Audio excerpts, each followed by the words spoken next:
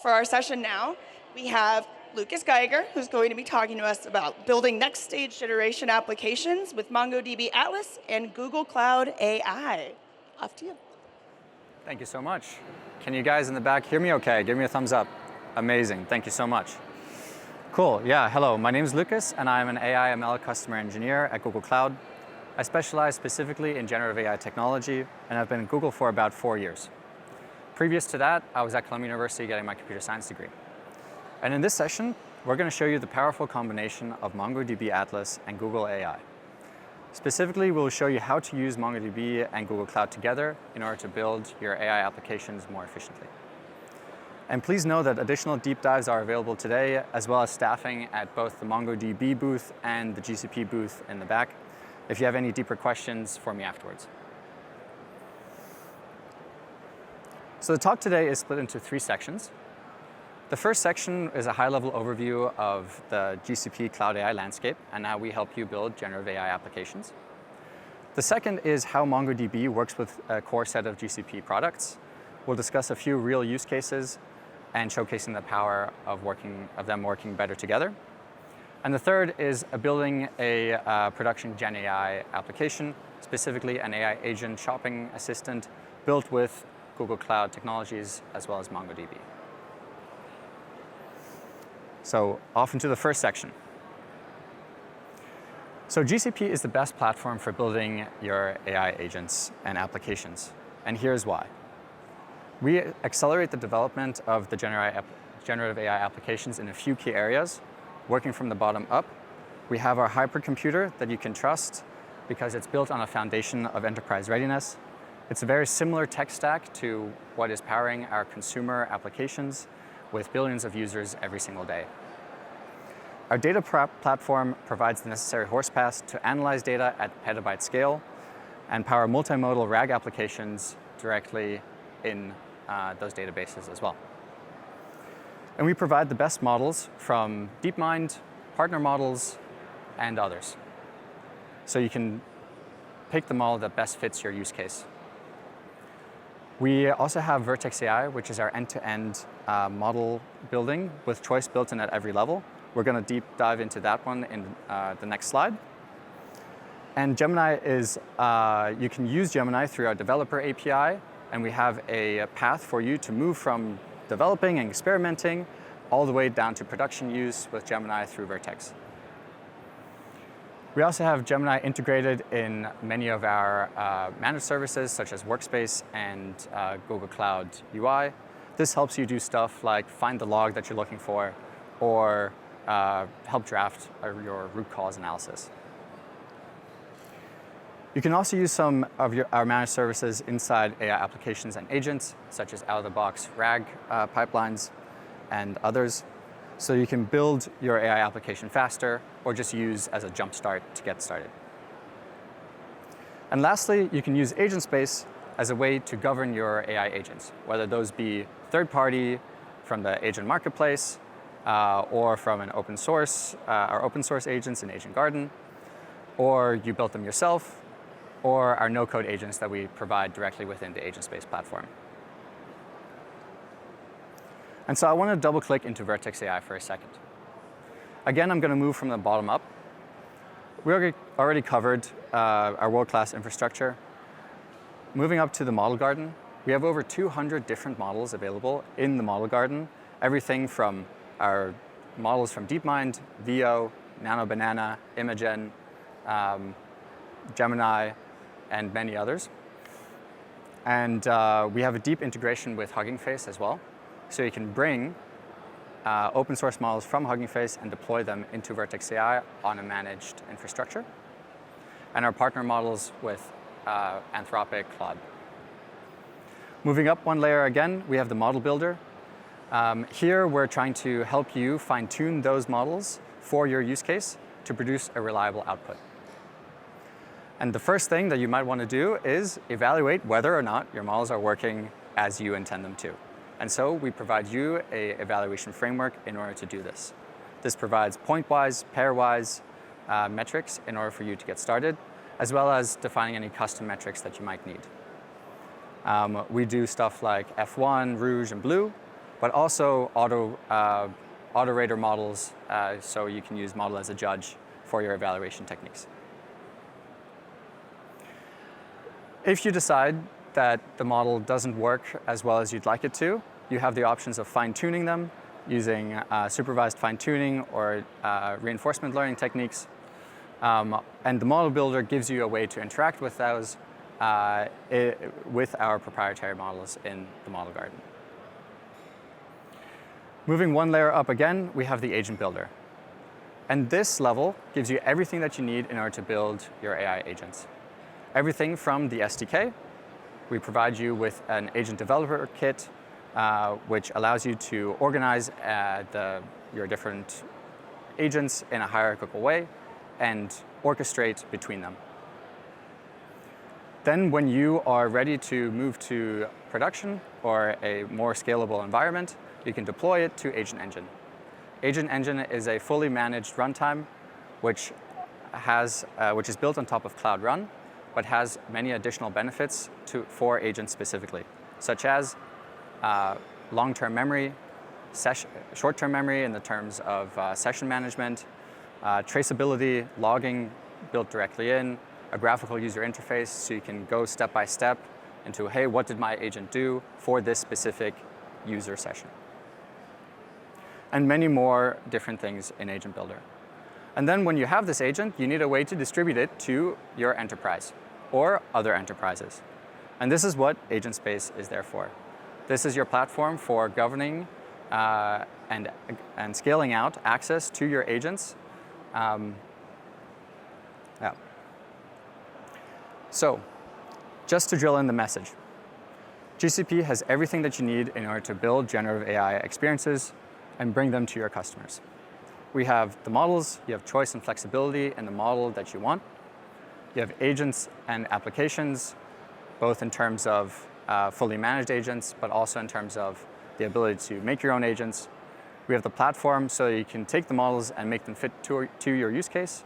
We have the infrastructure, so if you decide you want to use an open source model and you need a way to deploy it, you can use a fully managed service like Vertex AI, and the enterprise ready with our comprehensive approach to ground truth. So in the previous section, I showed you why GCP should be your platform of choice for building generative AI applications. In this next section, I'm going to show you where MongoDB fits into the puzzle, and then cover a few example use cases of how our products are working together to become better together. So just touching on our partnership highlights for a second here, MongoDB is a premier partner of GCP.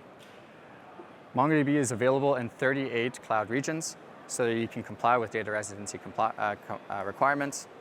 MongoDB was named Partner of the Year in Google Cloud Marketplace for the last 3 years and is a top Google Cloud database.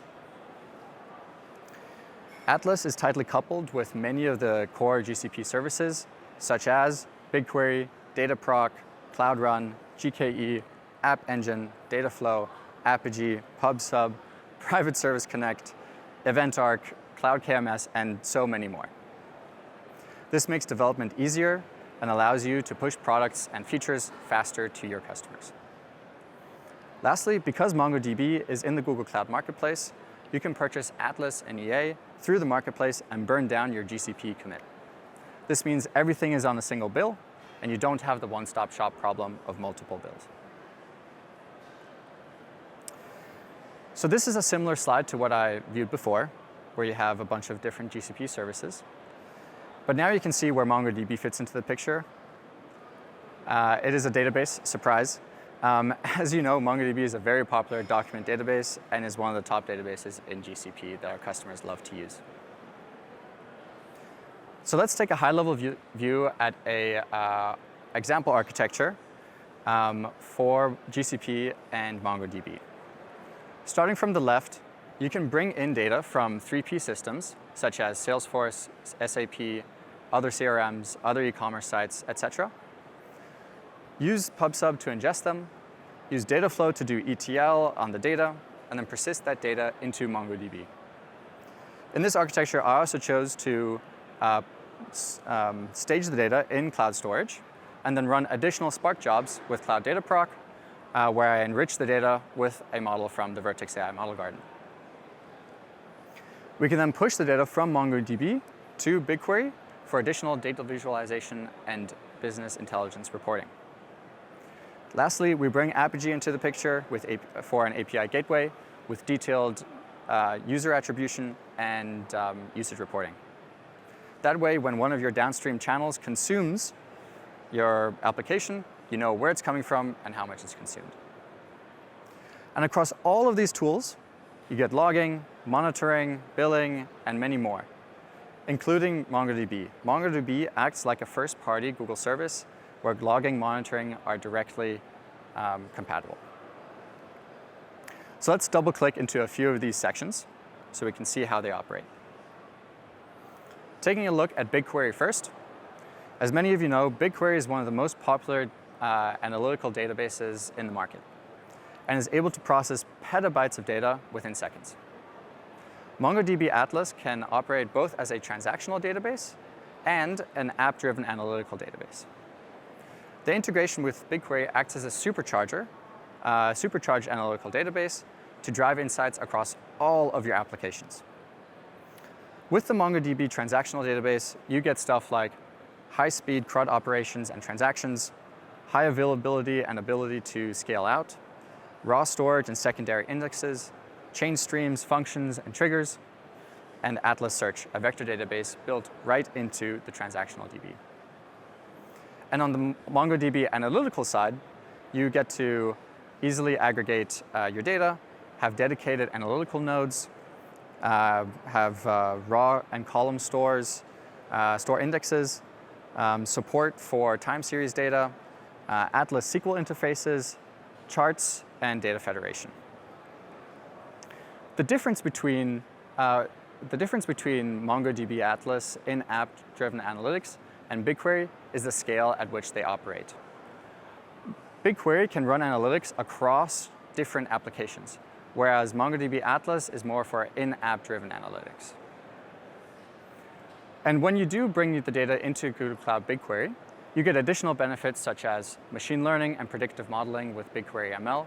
This integrates directly to Vertex AI Model Garden, so you can bring in many models from the Model Garden and you still have that flexibility and choice. You have interactive data analysis with BigQuery BI engine, and all still operating within petabyte scale.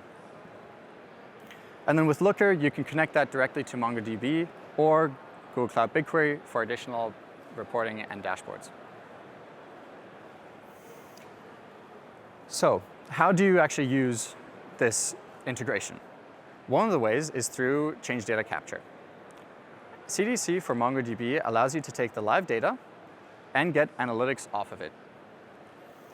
In order to do this, we would configure a CDC pipeline to run on GCP Compute Engine, and then which listens directly to your MongoDB collections, and then pushes an event stream to a pub subtopic, which then a BigQuery subscription reads and writes to your BigQuery table. Another way to integrate with this, with BigQuery, is through something called BigFrames. BigFrames is a popular Python client library from Google Cloud that provides Pythonic data frames and a machine learning API, which is powered underneath the hood by BigQuery. And so now we're enabling data scientists to use MongoDB Atlas with BigFrames, which means that the data scientists don't actually have to leave their notebooks. Additionally, we're pleased to, so DataStream also supports MongoDB Atlas. And DataStream is a serverless CDC service, which connects to many different GCP core products, such as Dataflow, BigQuery, and GCS. This enables use cases like real-time streaming analytics, data warehouse, and RAG applications. And this provides less maintenance and overhead than the previous CDC pipeline that I was showing before, which was deployed on Google Cloud. So in my first diagram at the high-level architecture slide, I showed how you can ingesting multiple different data sources into MongoDB. How do you do this? Well, it's through something called application integration. And with application integration, you can ingest multiple data sources like SAP, Salesforce, and many more into MongoDB thereby enriching MongoDB documents for later on visualization. And through Private Service Connect, you can ensure that these services are connected through a private network. Double-clicking into that a little bit more, with Private Service Connect, you can use your internal IP addresses to access services without leaving your VPC network. This means your traffic stays within Google Cloud. This offers a one-way network peering service from Google Cloud VPC to Mongo Atlas VPC. And this has been a very popular feature for our enterprise customers over the past few years since it's been announced. And for the startups who are listening, MongoDB and Google Cloud have programs built directly for you in order to accelerate your build. And a couple of these items are free credits, so you get up to $5,000 with MongoDB Atlas, and you get up to $350K with Google Cloud Startup Program. We also have dedicated technical support resources and personnel, such as myself, and other exclusive benefits. And I encourage you to learn more by following the link or by scanning the QR code. So in the previous section, I showed you how MongoDB Atlas is tightly coupled with GCP services, and I also showed you a few examples of this. In the next section, I'd like to dive in deeper on a RAG-enabled AI agent built with MongoDB Atlas and GCP. First, let's discuss what RAG is. This is a core component of our AI agent, so I want to spend some time explaining what it is. RAG stands for Retrieval Augmented Generation, and this technology allows you to search across your data with higher accuracy and relevance, which provides a better experience for your users. So when we go to search for items, there are two basic types of search that we can do: similarity or semantic search. They're both techniques used to describe the equivalence of two natural language sentences. But similarity search is where you put the input words or the sentence into a set and you compare the equivalence of the set. Semantic search is where you actually go one layer deeper and understand the meaning of the input. Let me give you an example. We have two sentences here: the man ate the dog and the dog ate the man.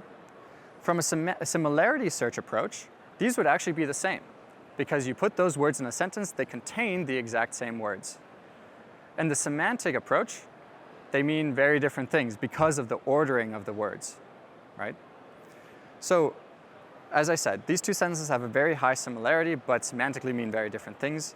And many search applications use both in order to show relevant results. RAG is one of those services. Vector embeddings are a critical component of this as well. Embeddings are the semantic representation of those objects. So when we're talking about semantic search, we're talking about embeddings. To oversimplify things, they allow us to let us go one level deeper in understanding a user's intent. And specifically, we're using, in my demo that you will see in about 2 slides, we're using an embedding model from Vertex AI Model Garden. You could, of course, also use Voyage AI or any embedding model that you choose.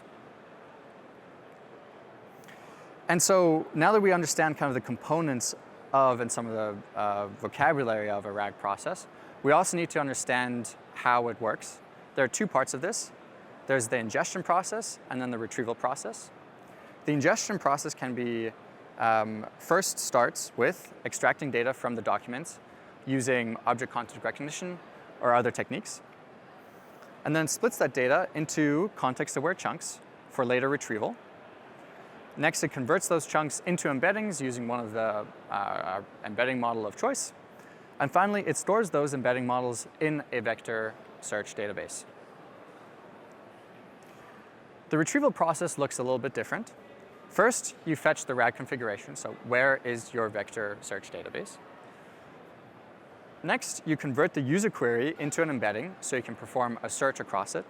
Remember when I showed you what an embedding looks like and how it was a numerical approach, a numerical floating point array? Because it's numbers, we can actually do a mathematical calculation in order to find the distance of 2 embeddings and how far apart they are. This specifically is through something called cosine similarity, but that's a little bit into the weeds. So you need to embed the user query and then run a cosine similarity search across your vector search database so you can find the top n chunks and then feed those back into the LLM, in my case Gemini, to summarize those results. Once you retrieve them, they're now in natural language, so you can feed them to the large language model and it understands it. So let's now take a look at our demo architecture. So as I said, this demo is of a shopping assistant AI agent. It can do two things. It can recommend products based off of your interest, and it can add items to a cart. And here's the high-level architecture diagram. Starting from the left, we have our MongoDB Atlas data source. This has an Atlas trigger enabled, which runs a RAG pipeline on any new data that comes in. The embedding and its metadata gets stored into a MongoDB Atlas document store and a vector search store that's directly built into MongoDB Atlas. And by having these two live in the same system, you get three benefits: better filtering, no data movement, and easier debugging at scale. And here, our embedding model, as I said before, is our Gemini-based embedding model. But you could also have chosen to use Voyage AI or any embedding model that you choose. And so on the right-hand side, we have written our hierarchical agent using Agent Developer Kit and Gemini. We have a root agent which has access to two tools, as I said before, the product search tool and the add to cart tool. This is what enables the features that I was talking about before. And the product search tool connects to our RAG-enabled MongoDB Atlas data store.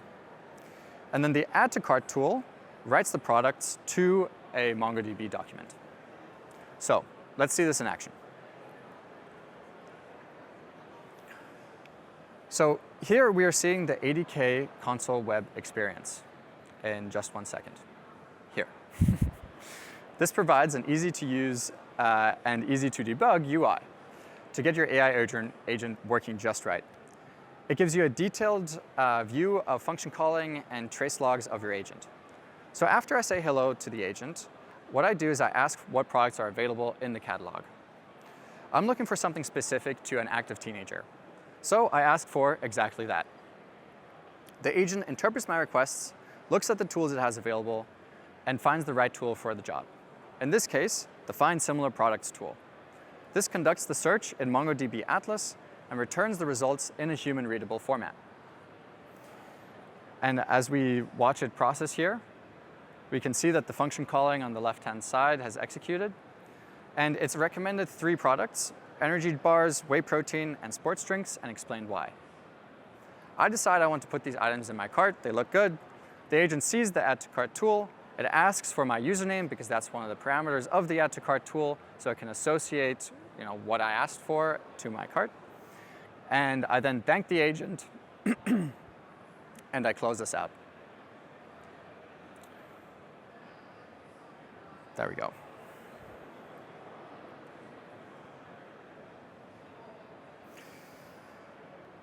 So to summarize, I first discussed why GCP should be your platform of choice when building generative AI applications.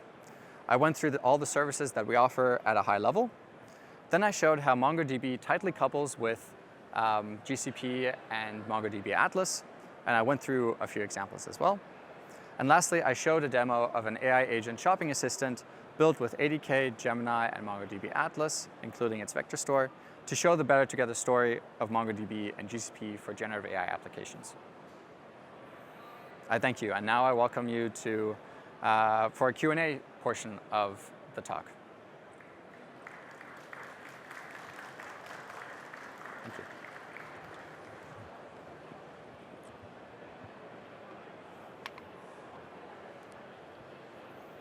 And I have to put on my headset so I can hear you guys speak.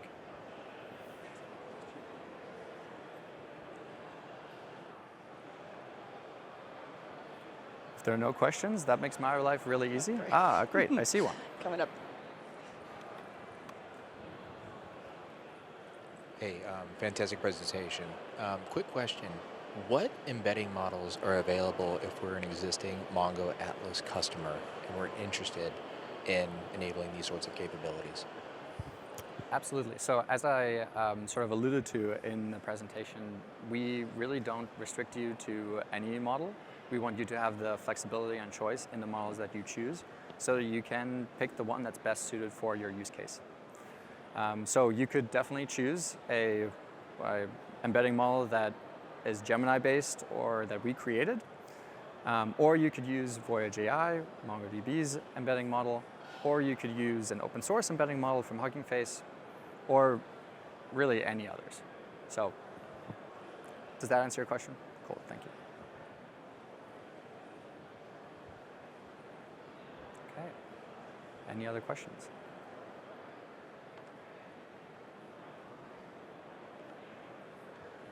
I always count to 10 before I give up.